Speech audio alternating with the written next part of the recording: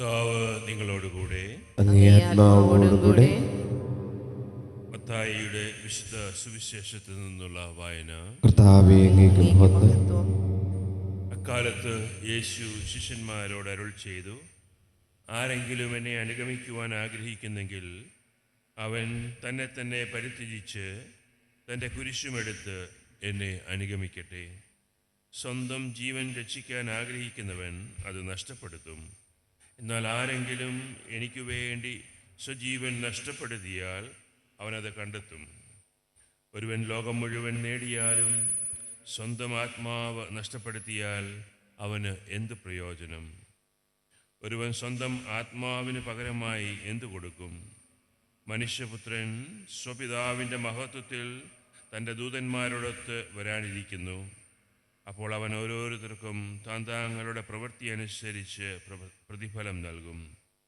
മനുഷ്യപുത്രൻ തൻ്റെ രാജ്യത്തിൽ വരുന്നത് ദർശിക്കുന്നതിന് മുൻപ് ഇവിടെ നിൽക്കുന്നവരിൽ ചിലർ മരിക്കുകയില്ലെന്ന് സത്യമായി ഞാൻ നിങ്ങളോട് പറയുന്നു. കർത്താവിൻ്റെ സുവിശേഷം. ക്രിസ്തുവേ, അങ്ങേക്ക് സ്തുതി. നമ്മൾ ശ്രവിച്ച തിരുവചനങ്ങൾ നമുക്ക് ധ്യാനിക്കാം. നിയമാവർത്തന പുസ്തകത്തിൽ നിന്ന് നമ്മൾ കേട്ടു, ദൈവം എത്ര മനോഹരമായിട്ടാണ് ഇസ്രായേൽ ജനതയെ കാത്തുപരിപാലിച്ചത്. മോശ ഇസ്രായേൽ ജനത്തോട് പറയുകയാണ്, ദൈവം നിങ്ങൾക്ക് വേണ്ടി ചെയ്ത വലിയ കാര്യങ്ങൾ, അത്ഭുതങ്ങൾ, അടയാളങ്ങൾ, മഹാമാരികൾ, യുദ്ധങ്ങൾ, ശക്തി പ്രകടനങ്ങൾ ഇതൊന്നും ഒരിക്കലും നിങ്ങൾ മറക്കരുത്. നിങ്ങളെ ഒരു ജനതയിൽ നിന്നും വേർതിരിച്ച് ഒരു പ്രത്യേക ജനതയായി ദൈവം തിരഞ്ഞെടുത്തത് നിങ്ങൾ മറക്കരുത്. നിങ്ങൾക്ക് വേണ്ടി ദൈവം ചെയ്തിട്ടുള്ള വലിയ കാര്യങ്ങൾ, വർഷങ്ങളായിട്ട് ചെയ്തിട്ടുള്ള കാര്യങ്ങൾ ഒരിക്കലും നിങ്ങൾ മറക്കരുത്. എന്തിനു വേണ്ടിയാണ് ദൈവം ഇതെല്ലാം നിങ്ങൾക്ക് വേണ്ടി ചെയ്തത്?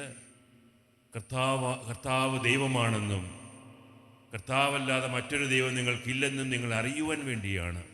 മോശ അവർക്ക് പഴയ കാര്യങ്ങളൊക്കെ ഓർമ്മിപ്പിച്ചുകൊണ്ട് ദൈവത്തെ ഒരിക്കലും മറക്കരുത്, നിങ്ങളുടെ കണ്ണുകൾ എപ്പോഴും ദൈവത്തിലായിരിക്കണമെന്ന് അവരെ അറിയിക്കുകയാണ്. നമ്മുടെയും ജീവിതത്തിൽ എല്ലാ ദിവസവും നമ്മൾ ചെയ്യേണ്ട ഒരു കാര്യമാണ് നമ്മുടെ കണ്ണുകൾ ദൈവത്തിൽ ഉറപ്പിച്ച് ദൈവം ഇന്ന് വരെ നമുക്ക് ചെയ്ത അനുഗ്രഹങ്ങളെ ഓർത്ത് നന്ദി പറഞ്ഞുകൊണ്ട് പ്രാർത്ഥിക്കണം.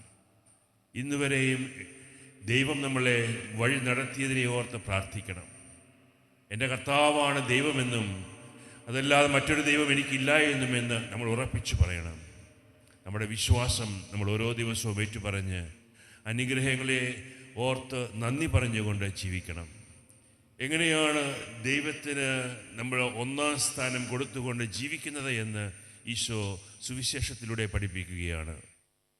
എന്നെ അനുഗമിക്കുവാൻ ആഗ്രഹിക്കുന്നവർ സ്വയം പരിത്യജിക്കണം, ഒന്നാമതായിട്ട്. അനുദിനം കുരിശുകൾ വഹിക്കണം, രണ്ടാമതായിട്ട്.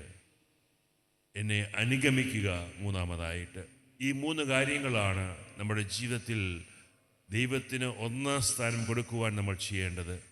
ആദ്യമായിട്ട് നമ്മൾ സ്വയം പരിത്യജിക്കുക, നമ്മുടെ സ്വാർത്ഥതയെ വെടിയുക.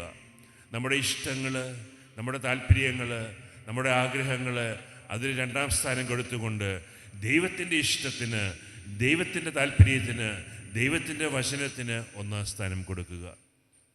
അങ്ങനെ ദൈവ ഇഷ്ടത്തിന് നമ്മൾ വഴങ്ങിക്കൊടുക്കുമ്പോൾ നമുക്ക് കുരിശുകൾ അനുഭവപ്പെടും, സഹനങ്ങളുണ്ടാകും. നമ്മുടെ താല്പര്യങ്ങളും നമ്മുടെ ഇഷ്ടങ്ങളുമെല്ലാം വേണ്ട എന്ന് വയ്ക്കുമ്പോൾ ചിലപ്പോൾ നമുക്ക് പ്രയാസങ്ങളുണ്ടാകും, വെല്ലുവിളികളുണ്ടാകും. അതിനെ സ്വീകരിക്കുക, സഹിക്കുകയല്ല, അതിനെ സ്വീകരിക്കുക. അതിനെ സ്വീകരിച്ചുകൊണ്ട് നമ്മൾ ഈശോയെ അനുഗമിക്കുക. നമ്മുടെ ഓരോരുത്തരുടെയും ക്രൈസ്തവ ജീവിതത്തിൽ ഒരു ശിഷ്യനായി, ക്രിസ്തു ശിഷ്യനായി, ശിഷ്യയായി ജീവിക്കുവാൻ ഈ 3 കാര്യങ്ങൾ വളരെ പ്രധാനപ്പെട്ടതാണ്. സ്വയം പരിത്യജിക്കുക, ദൈവ ഇഷ്ടത്തിനെപ്പോഴും വഴങ്ങിക്കൊടുക്കുക, ദൈവത്തിൻ്റെ സ്വരം കേട്ടുകൊണ്ട്, ദൈവത്തിൻ്റെ വചനം ശ്രവിച്ചുകൊണ്ട് ദൈവം എന്നോട് എന്താണോ ഇന്ന് ആവശ്യപ്പെടുന്നത് നമ്മളെ തന്നെ അതിന് സമർപ്പിക്കുക. ഓരോ ദിവസവും നമ്മൾ ആത്മശോധന ചെയ്യണം. എൻ്റെ ഹൃദയം എങ്ങോട്ടാണ് നീങ്ങുന്നത്? എൻ്റെ ഹൃദയം എന്തിനോടാണ് ഏറ്റവും അടുത്തിരിക്കുന്നത്? ഞാൻ എൻ്റെ ഈശോയോട് അടുക്കുന്ന ഒരു ഹൃദയമാണോ എൻ്റേത്, അതോ എൻ്റെ ഹൃദയം ഈശോയിൽ നിന്നും അകന്നു പോവുകയാണോ എന്ന് എല്ലാ ദിവസവും ആത്മശോധന ചെയ്ത് ഓരോ ദിവസവും നമ്മളെ വിശുദ്ധീകരിച്ചുകൊണ്ട് നമ്മൾ മുൻപോട്ട് പോകണം. വിശുദ്ധ ഫ്രാൻസിസ് സാലസ് പറയുന്നുണ്ട്, ഈ സ്വയവിശുദ്ധീകരണം നമ്മളുടെ മരണ ദിവസം വരെയും നമ്മൾ ചെയ്തുകൊണ്ടിരിക്കണം. എല്ലാ ദിവസവും നമ്മളെ വിശുദ്ധീകരിച്ചുകൊണ്ട് വേണം നമ്മൾ ജീവിക്കുവാൻ. കാരണം നമ്മൾ ആരും പൂർണ്ണരല്ല. നമ്മളിലെല്ലാവരിലും കുറവുകളുണ്ട്, ബലഹീനതകളുണ്ട്.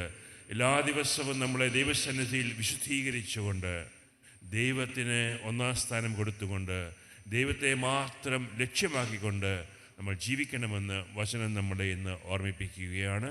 പ്രത്യേകിച്ച് ഈ ബലിയർപ്പിക്കുമ്പോൾ നമ്മുടെ ഹൃദയം ദൈവത്തെ അന്വേഷിക്കുന്ന ഒരു ഹൃദയമാക്കി മാറ്റിത്തരണമേ എന്ന് നമുക്ക് പ്രാർത്ഥിക്കുകയും ചെയ്യാം.